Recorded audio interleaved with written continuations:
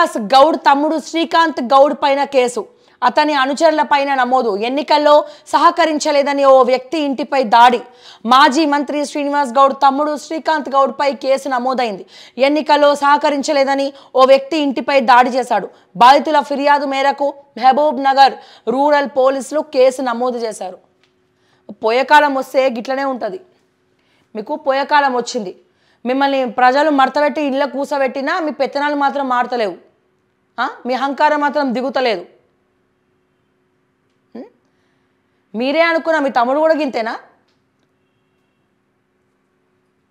So చాలామందికి ఇప్పుడు TRTV Tirupati ఉన్నాడు, మొన్న ఒక అతను ఇన్స్టాలో పెట్టిండు నేను ఛానల్ తీసేస్తున్నా అని చెప్పి. సో తర్వాత వాళ్ళ కెమెరామ్యాన్ వచ్చి ఒక వీడియో రిలీజ్ చేసిండు. మాజీ మంత్రి, ఓడిపోయిన మంత్రి, మాజీ మంత్రి మమ్మల్ని టార్చర్ పెడుతున్నాడు, మా ఫ్యామిలీని బెదిరిస్తున్నాడు. సో గవర్నమెంట్ ఓడిపోయిందన్న ఆవేశంలో మా ఇంట్లో వాళ్ళందరూ కూడా భయపడుతున్నారు, మమ్మల్ని అన్ని రకాలుగా టార్చర్ పెడుతున్నారు, ఛానల్ ఆపకపోతే మంచిగా చంపేస్తామని చెప్పి ఇంట్లో వాళ్ళని కూడా బెదిరిస్తున్నారు అని చెప్పి. తిరుపతి తెలుసు కదా, వరంగల్ దగ్గర ఉంటాడు టీఆర్టీవీ తిరుపతి, మీరు చూడొచ్చు. సో ఇట్లా మేము చెప్పినాం, తాటాకు చప్పులకు భయపడతావా నువ్వు, ఏం కాదు మేమందరం ఉన్నంతి, నువ్వు అట్లా చేయకు, మొన్ననే 2 లక్షల సబ్స్క్రైబర్స్ సంపాదించుకున్నావు, ఉట్టిగానే రావు. సో అని చెప్పి మళ్ళీ స్టార్ట్ చేసినట్టున్నాడు మొన్న. సో ఎవరిని బెదిరిస్తారండి మీరు? ఎవరిని బెదిరిస్తారు? ఎవరిని బెదిరించలేరు.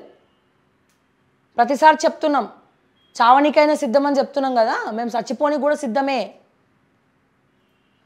ఇంకా ఇప్పుడు నళిని గారి బాధ విన్న తర్వాత ఇంకా దేనికైనా రెడీ అనిపిస్తుంది నాకు, తనని ఇన్స్పిరేషన్గా తీసుకొని ముందరికి వెళ్ళాలనిపిస్తుంది.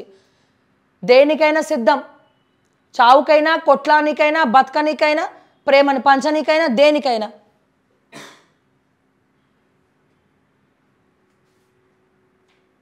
సో ఇంకా ఇందాక మనం చదివిన తర్వాత తనని ఇంకా ఇన్స్పిరేషన్గా తీసుకొని ఇంకా చేయాలనిపిస్తుంది, ఇంకా ఏదో చేయాలి, ఇంకా కొట్లాడాలి, ఇది సరిపోదు అనిపిస్తుంది మాకు. గుర్తుపెట్టుకోండి. సో ఎవ్వడు భయపడాడు మీ బెదిరింపులకు, ఎవ్వడు భయపడు. చూసుకో, ఉన్నప్పుడే మమ్మల్ని ఏం చేయలేదు మీ ప్రభుత్వం, లేనప్పుడు ఏం చేస్తుందండి? ఏమని చేస్తుందా? ఒకడట కొట్టి చంపుతాడట, ఏడ కనబడతాడు, ఏం పాపం చేసినామని కొట్టి చంపుతావురా భయ్, ఏం పాపం చేసినామని కొట్టి చంపుతావు. ఇంకొక ఆమె వచ్చి వీడియో ఇట్లా ఏంటి అసలు ఛానల్స్ 50 యూట్యూబ్ ఛానల్స్ అమ్ముడు అయినాయి, 2-3 ఛానల్స్ తప్ప ఏ ఛానల్ తీసుకోలే పైసలు ఆడ. 50 ఛానల్స్ అన్నావు, 50 ఛానల్స్ కాదు 100 ఛానల్స్ని బీఆర్ఎస్ కొన్నది. ఓకే, 10 ఛానల్స్ అవుట్రేటెడ్గా సమస్యల కోసం పనిచేసింది, 2 ఛానల్స్ అటు ఇటు అమ్ముడు పోయినాయి అనుకో, అది వేరే విషయం. 10 ఏళ్ళ క్రితము పాములు ఇది చేసినాయి అది చేసినాయి అంటే మరి నువ్వేం చేసినావు? మరి సెల్ఫీ వీడియో తీసుకుంటా 10 ఏళ్ళ క్రితం నువ్వు ఎంతున్నావు? నువ్వు చదువుతున్నావా? నీ వీడియో నీ ఫేస్ చూస్తే అట్లా అనిపిస్తుందా? సో ఇక ఒకదాని మీద ఒక లింక్ ఉంటుంది. బెదిరించకండి, అర్థమైందా? బెదిరిస్తే ఎవ్వడు భయపడ్డా, అనవసరంగా మీరే భయపడే స్థితికి దిగజార్చుకుంటారు. గుర్తుపెట్టుకోండి. ఇంకా ఇంకా ఇంకా మొండితనంగా ఉంటాం కానీ ఎవ్వడం కూడా భయపడం, ఎవరం కూడా చూస్తూ ఊరుకోం. నేనైతే అసలే ఊరుకోను, అర్థమైందా? నేనైతే అస్సలు ఊరుకోను. ఎల్లుండి నుంచి రెసిడెంట్ డాక్టర్ల సమ్మె, డిఎంఈకి నోటీసులు అందజేత పెండింగ్ స్టైఫెండ్ రిలీజ్ చేయాలని డిమాండ్.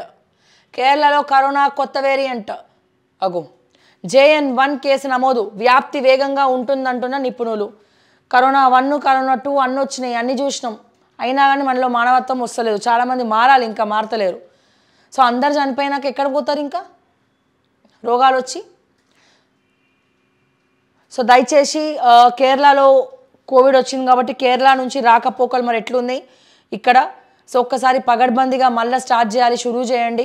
సో మాస్కులు పెట్టుకోండి, సో శానిటైజర్స్ యూజ్ చేయండి, సో దూరంగా ఉండండి, డిస్టెన్స్ మెయింటైన్ చేయండి దయచేసి అని చెప్పి ఒకసారి నేను చెప్తా ఉన్నా. వ్యాప్తి వేగంగా ఉంటుందని నిపుణులంట. సో దయచేసి తస్మాత్ జాగ్రత్త. సో ఇప్పటికే కోవిడ్ వల్ల, పోస్ట్ కోవిడ్ వల్ల అందరికీ కూడా హార్ట్ అటాక్స్ వస్తున్నాయి అండ్ బూస్టర్స్ తీసుకోవడం వల్ల వస్తున్నాయి అని చెప్పి కూడా అంటూ ఉన్నారు. బట్ ఆ నిజాన్ని, వాస్తవాన్ని బయటికి రప్పించట్లే సో క్లియర్గా. సో మీరు చూడండి కోవిడ్ తర్వాతనే మీకు మాసివ్ హార్ట్ అటాక్లు ఎక్కువైనాయి. అబ్జర్వ్ చేసిండ్రా?